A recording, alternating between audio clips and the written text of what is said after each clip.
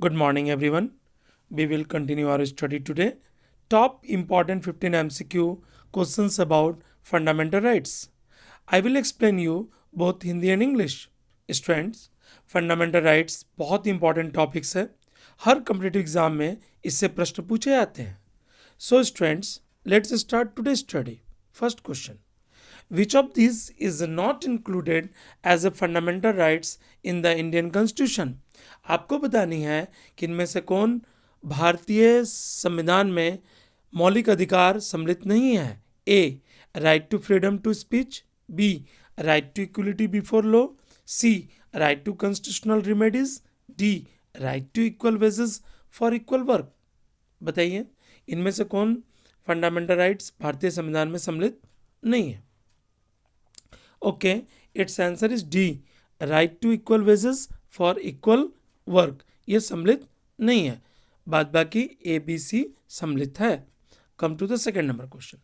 Which of the following can a court issue for enforcement of fundamental rights. आपको बतानी है कि court issue करता है इन्फोर्समेंट फंडामेंटल राइट्स को किस रूप में करता है वो. A. Decree. B. An ordinance. C. A writ. D. A notification. बताइए इसका क्या उत्तर होगा. Okay, it's answer is C. A writ. मैं बता दूं रीट एक न्यायालय द्वारा प्रदान किया गया प्रादेश या समादेश होता है. रिट 5 प्रकार के होते हैं. Come to the third number question. Which part of the Indian constitution deals with fundamental rights. कौन सा भाग भारतीय संविधान के अधिकारों का वर्णन करता है. ए. पार्ट 1. बी. पार्ट 2. सी. पार्ट 3. डी. पार्ट 4. आप बताइए इसका क्या उत्तर होगा. भारतीय संविधान के अधिकारों का वर्णन करता है. Okay, it's answer is C. Part 3. Students, fundamental rights are article 12 from 12 to 35. 12 से लेकर 35 में आता है फंडामेंटल राइट्स और ये भाग तृतीय में वर्णन है. ठीक है, देखिए भारतीय संविधान जब बना था तो हमारे 7 मौलिक अधिकार थे, बट 44 अमेंडमेंट के द्वारा इसे 6 मौलिक अधिकार कर दिया गया. Okay, come to the fourth number question.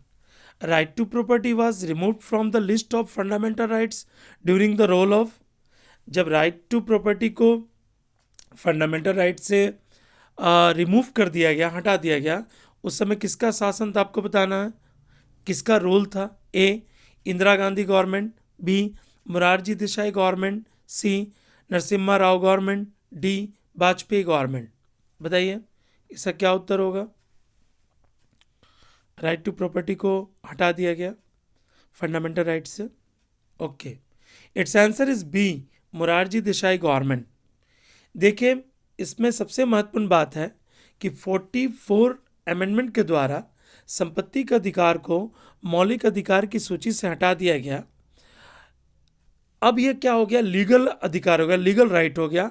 Article 300 ए में इसका वर्णन है.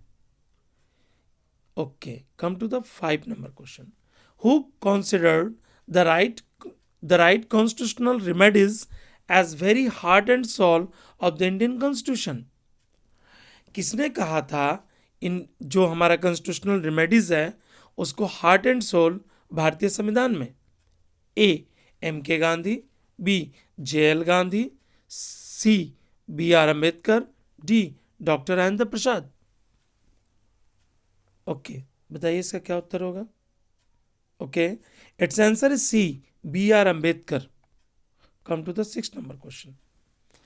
विच one of the following is the guardian of fundamental rights. इस फंडामेंटल राइट्स के गार्जियन कौन है. ए.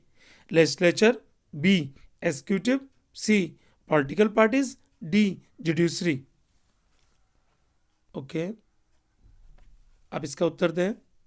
Okay, it's answer is D. Judiciary. Judiciary जो माननीय जो हमारे न्यायालय हैं वह गार्जियन है हमारे फंडामेंटल राइट्स के. Come to the 7th number question.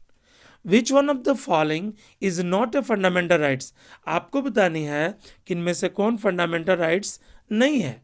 A right of freedom, B right of equality, C right to property, D right against exploitation. बताइए इसका क्या उत्तर होगा। 7 number.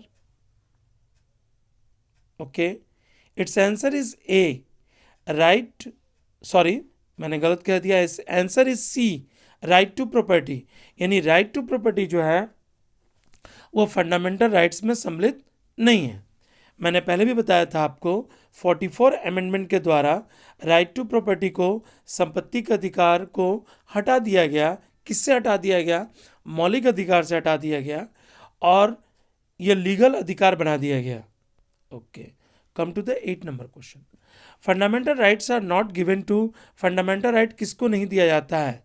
A bankrupt person, B alliance, C person suffering from incurable disease, D political parties, political sufferers. Sorry, D number में होगा political sufferers. अब बताइए इसका क्या उत्तर होगा।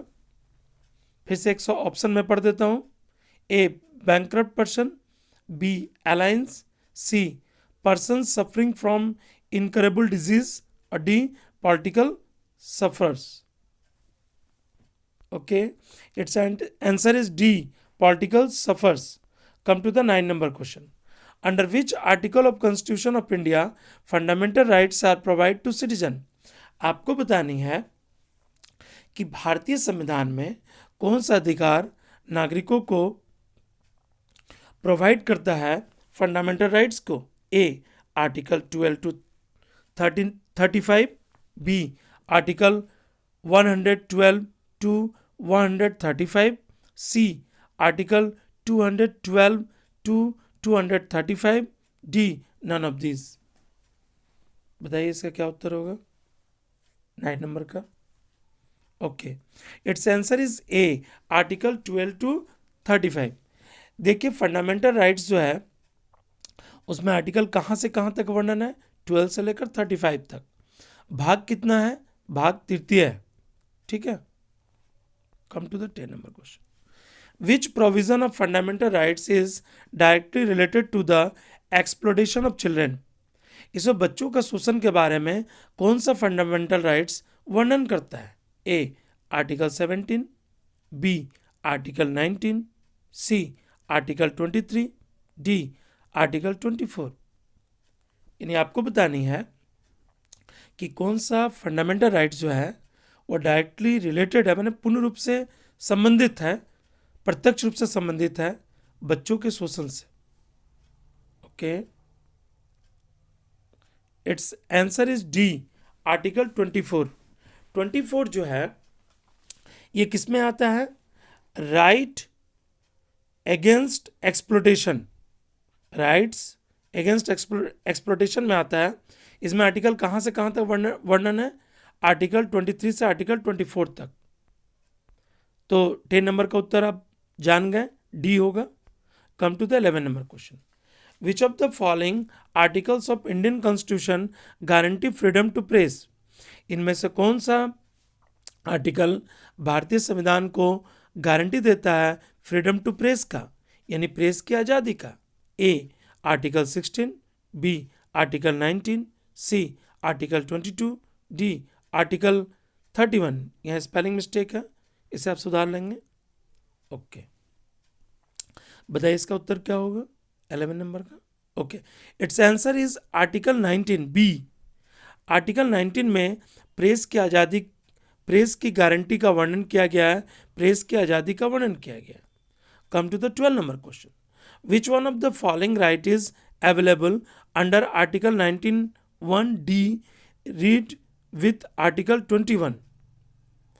आपको बतानी है कि कौन सा आर्टिकल जो है, राइट जो है, आर्टिकल का जो राइट है, आर्टिकल 19(1) डी जो आता है आर्टिकल 21 में।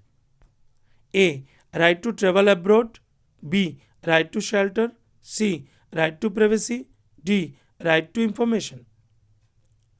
कौन सा राइट है जो अवेलेबल है अंडर आर्टिकल 19(1) डी में, जिसे आर्टिकल 21 में भी पढ़ा जाता है? बताइए इसका उत्तर 12 नंबर का। Okay, it's answer is C, right to privacy.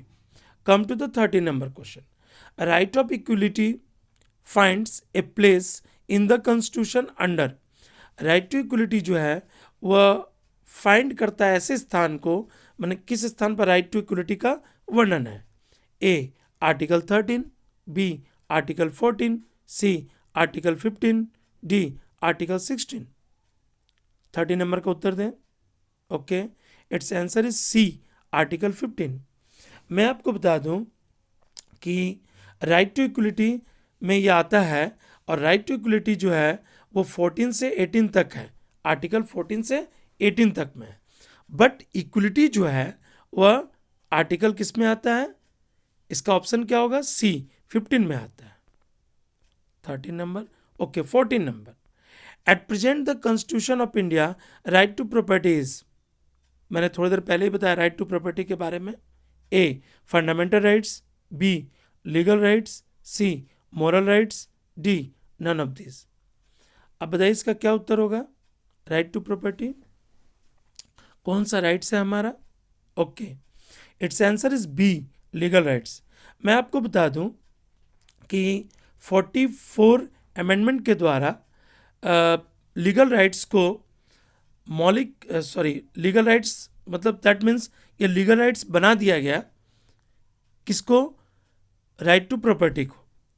Come to the 15 number and last question. The word Hindus in article 25 of the constitution of India does not include. इसमें बताना है कि जो वर्ड हिंदूज है वो आर्टिकल 25 में भारत में वर्णित नहीं। किसके लिए वर्णित नहीं है? A Buddhist, B Jain, C Sikh, D Parsis.